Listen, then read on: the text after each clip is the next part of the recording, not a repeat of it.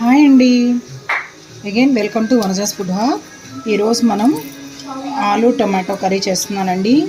అయితే రెగ్యులర్గా చేసేలాగా కాదు, వేరే ప్రాసెస్లో చేస్తున్నా.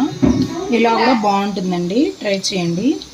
అయితే పోపు పెట్టుకుంటున్నానండి ఆలు కోసం.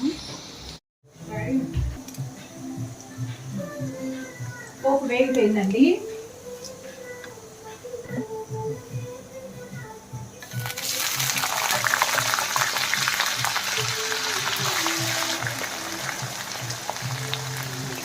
ఆలు వేస్తున్నా. ఇవి ఆయిల్లో మగ్గనివ్వాలండి మంచిగా.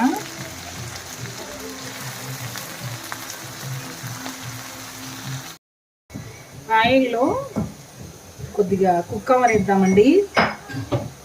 మంచిగా మిక్స్ చేసి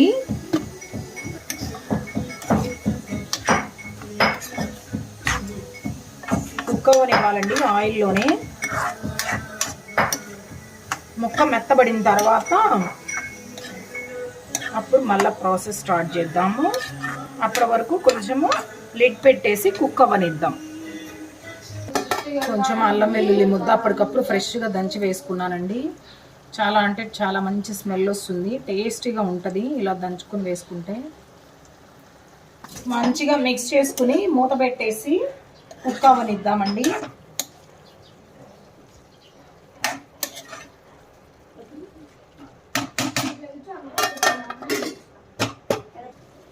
ఆనియన్స్ పచ్చిమిర్చి కూడా ముద్దలాగా నూరి పెట్టుకోవాలండి. మనకి కచ్చపచ్చగా అలా దంచుకుని అందులో వేసుకోవాలండి పచ్చిమిర్చి ఆనియన్ ముద్ద. చేశాడు, నాకేమో నీట్నెస్ ప్రధానం. మంచిగా మిక్స్ చేసుకోవాలండి. అల్లం ముద్ద వేసాం కదా, అల్లం వెల్లుల్లి ముద్ద, దాని తర్వాత పచ్చిమిర్చి ఉల్లి ముద్ద వేసామండి. మంచిగా అలా మిక్స్ చేసుకోవాలి. ఇప్పుడు ఇలా పట్టుకొని చూస్తే ముక్క మెత్తబడాలండి. ఆలు చూసారు కదా, కొంచెం మెత్తగా అయిపోయింది. ఇంకా కొంచెం సాఫ్ట్గా అవ్వాలి, మనకు పర్ఫెక్ట్గా కుక్ అవ్వాలంటే. ఈ స్టేజ్లో టొమాటో పేస్ట్ వేసుకోవాలండి. టొమాటో పేస్ట్ కూడా వేసి మంచిగా మిక్స్ చేసుకొని ఈ టొమాటో ప్యూరీలో ఆలు కుక్ అవ్వనివ్వాలండి.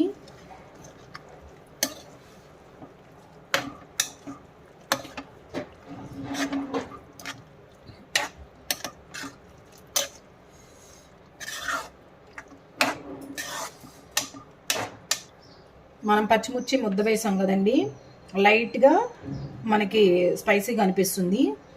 ఒక హాఫ్ టేబుల్ స్పూను కారం యాడ్ చేస్తున్నా. ఇప్పుడు చేసుకోవడానికి సాల్ట్ సరిపోలేదనుకోండి, యాడ్ చేసుకోవాలండి. రుచికి సరిపడా కళ్ళుప్పు వేసానండి. ఇప్పుడు కర్రీ కంప్లీట్గా సరిపోతుంది. ఇప్పుడు కళ్ళుప్పు మనం ఆయిల్ బయటకు వచ్చే వరకు మంచిగా కుక్ అవనిచ్చి దింపేసుకోవడమేనండి. అయిపోవచ్చింది మన కర్రీ రెడీ.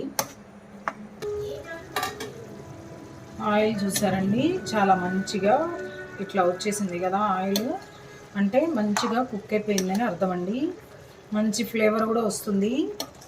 మీ దాకా రావడానికి ఛాన్స్ లేదు కాబట్టి రావట్లేదు. చాలా బాగుందండి.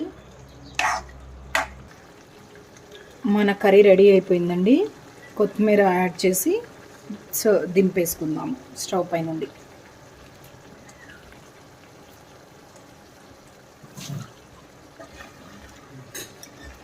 మంచిగా ఆలు కూడా కుక్ అయిపోయింది.